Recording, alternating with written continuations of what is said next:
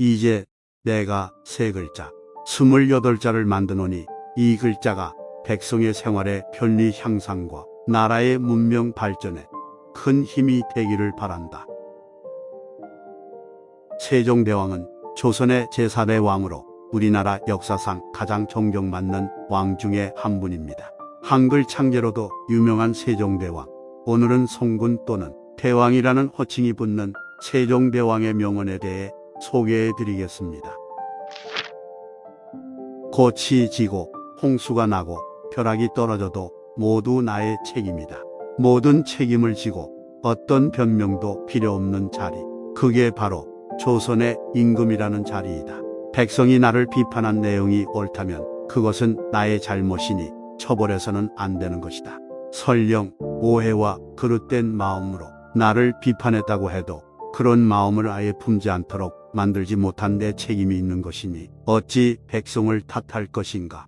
벼슬아치에서부터 민가에 가난하고 비천한 백성에 이르기까지 모두 이 법에 대한 가부를 물어라. 만약 백성이 이 법이 좋지 않다고 하면 행할 수 없다. 그대의 자질은 아름답다. 그런 자질을 가지고 아무것도 않겠다 해도 내 뭐라고 할 수 없지만 그대가 만약 온 마음과 힘을 다해 노력한다면 무슨 일인들 해내지 못하겠는가. 그러니 부디 포기하지 마라. 관직이란 내가 마음에 드는 사람을 데려다 앉히는 것이 아니다. 그 임무를 가장 잘 해낼 수 있는 사람을 택해 임명하는 것이다. 그것이 설령 정적이고 나에게 불경한 신하일지라도 말이다. 인재를 얻어 맡겼으면 의심하지 말고 의심이 있으면 맡기지 말아야 한다. 임금이 할 일은 각기 다른 능력을 가진 이들을 제어해 그들의 능력을 백성에 이롭게 쓰는 것이다. 내가 꿈꾸는 태평성대는 백성이 하려고 하는 일을 원만하게 하는 세상이다. 가꾸지 않은 땅은 자신의 영토가 아니고 보살피지 않은 백성은 자신의 백성이 아니다.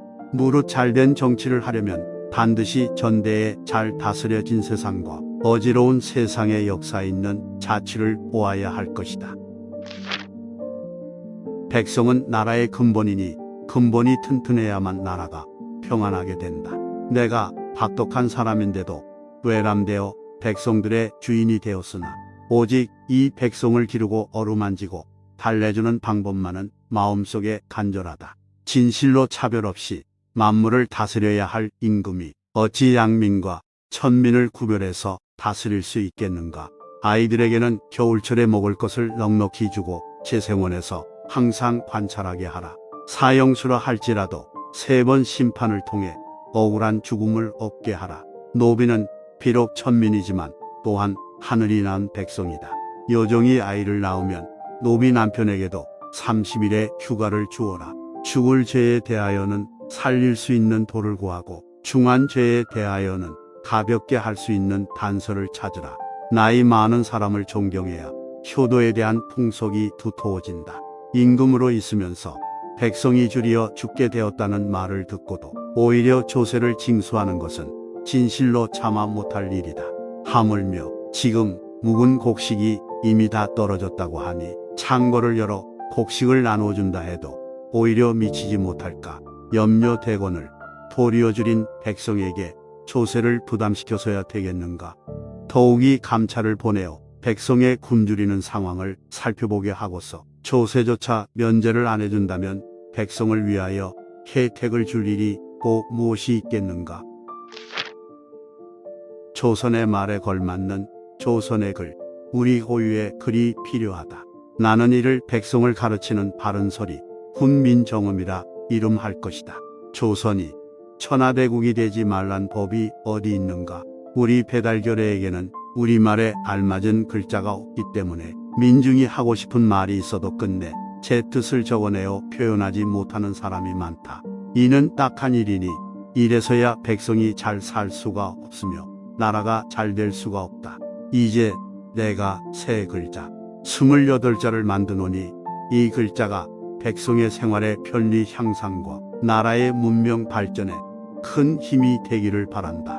우리나라의 언어와 발음이 중국 것과는 달라서 글자를 가지고는 서로 통하지 않는 까닭에 공부하지 못한 백성이 말하고자 하는 것이 있어도 마침내 자기들의 의사를 표현하지 못하는 자가 많다.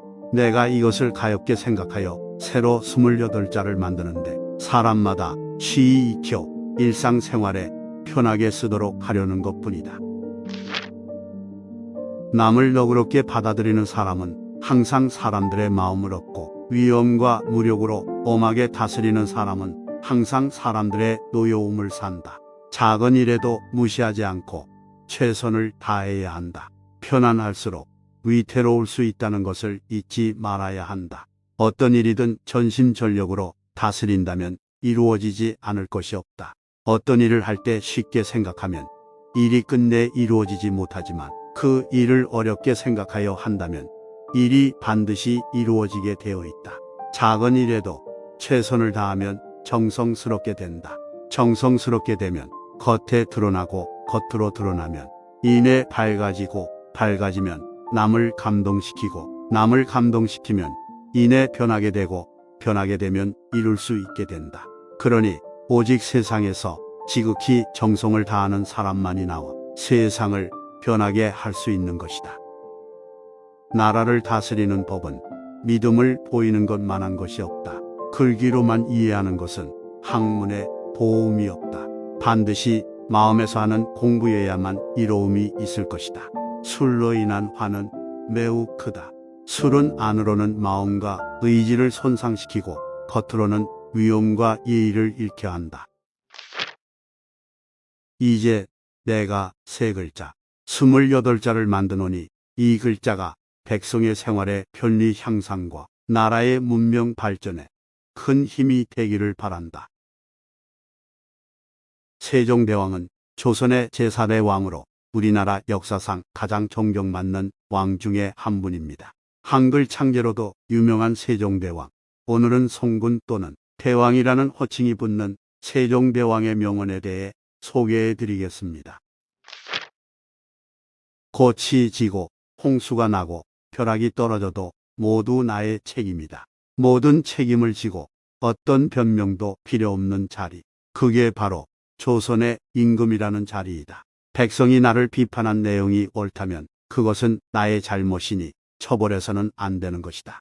설령 오해와 그릇된 마음으로 나를 비판했다고 해도 그런 마음을 아예 품지 않도록 만들지 못한 내 책임이 있는 것이니 어찌 백성을 탓할 것인가. 벼슬아치에서부터 민가에 가난하고 비천한 백성에 이르기까지 모두 이 법에 대한 가부를 물어라. 만약 백성이 이 법이 좋지 않다고 하면 행할 수 없다. 그대의 자질은 아름답다. 그런 자질을 가지고 아무것도 않겠다 해도 내 뭐라고 할 수 없지만, 그대가 만약 온 마음과 힘을 다해 노력한다면 무슨 일인들 해내지 못하겠는가. 그러니 부디 포기하지 마라. 관직이란 내가 마음에 드는 사람을 데려다 앉히는 것이 아니다. 그 임무를 가장 잘 해낼 수 있는 사람을 택해 임명하는 것이다. 그것이 설령 정적이고 나에게 불경한 신하일지라도 말이다. 인재를 얻어 맡겼으면 의심하지 말고 의심이 있으면 맡기지 말아야 한다. 임금이 할 일은 각기 다른 능력을 가진 이들을 제어해 그들의 능력을 백성에 이롭게 쓰는 것이다. 내가 꿈꾸는 태평성대는 백성이 하려고 하는 일을 원만하게 하는 세상이다. 가꾸지 않은 땅은 자신의 영토가 아니고 보살피지 않은 백성은 자신의 백성이 아니다. 무릇 잘된 정치를 하려면 반드시 전대에 잘 다스려진 세상과 어지러운 세상의 역사에 있는 자취를 보아야 할 것이다. 백성은 나라의 근본이니 근본이 튼튼해야만 나라가 평안하게 된다. 내가 박독한 사람인데도 외람되어 백성들의 주인이 되었으나 오직 이 백성을 기르고 어루만지고 달래주는 방법만은 마음속에 간절하다.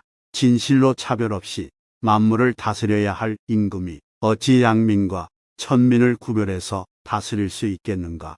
아이들에게는 겨울철에 먹을 것을 넉넉히 주고 재생원에서 항상 관찰하게 하라. 사형수라 할지라도 3번 심판을 통해 억울한 죽음을 얻게 하라.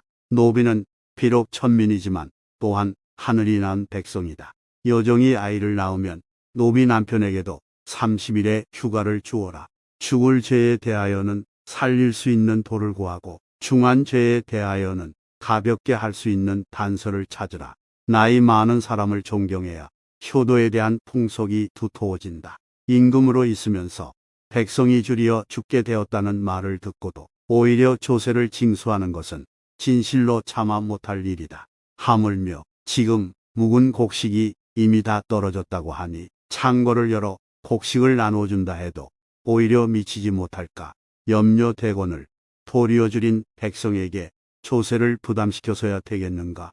더욱이 감찰을 보내어 백성의 굶주리는 상황을 살펴보게 하고서 조세조차 면제를 안 해준다면 백성을 위하여 혜택을 줄 일이 꼭 무엇이 있겠는가. 조선의 말에 걸맞는 조선의 글, 우리 고유의 글이 필요하다. 나는 이를 백성을 가르치는 바른 소리, 훈민정음이라 이름할 것이다. 조선이 천하대국이 되지 말란 법이 어디 있는가. 우리 배달교례에게는 우리말에 알맞은 글자가 없기 때문에 민중이 하고 싶은 말이 있어도 끝내 제 뜻을 적어내어 표현하지 못하는 사람이 많다. 이는 딱한 일이니 이래서야 백성이 잘 살 수가 없으며 나라가 잘 될 수가 없다. 이제 내가 새 글자 28자를 만드노니 이 글자가 백성의 생활의 편리 향상과 나라의 문명 발전에 큰 힘이 되기를 바란다. 우리나라의 언어와 발음이 중국 것과는 달라서 글자를 가지고는 서로 통하지 않는 까닭에 공부하지 못한 백성이 말하고자 하는 것이 있어도 마침내 자기들의 의사를 표현하지 못하는 자가 많다. 내가 이것을 가엾게 생각하여 새로 28자를 만드는데 사람마다 쉬이 익혀 일상생활에 편하게 쓰도록 하려는 것뿐이다. 남을 너그럽게 받아들이는 사람은 항상 사람들의 마음을 얻고 위엄과 무력으로 엄하게 다스리는 사람은 항상 사람들의 노여움을 산다. 작은 일에도 무시하지 않고 최선을 다해야 한다.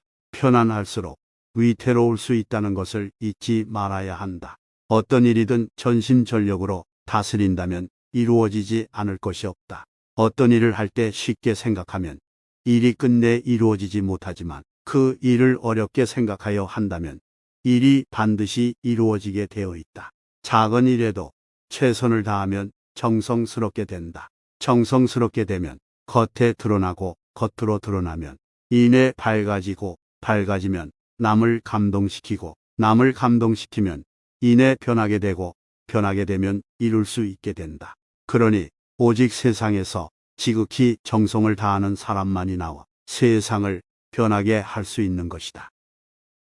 나라를 다스리는 법은 믿음을 보이는 것만한 것이 없다. 글귀로만 이해하는 것은 학문에 도움이 없다. 반드시 마음에서 하는 공부여야만 이로움이 있을 것이다. 술로 인한 화는 매우 크다. 술은 안으로는 마음과 의지를 손상시키고 겉으로는 위엄과 예의를 잃게 한다. 도움이 되셨다면 구독, 좋아요 한 번씩 부탁드립니다. 감사합니다.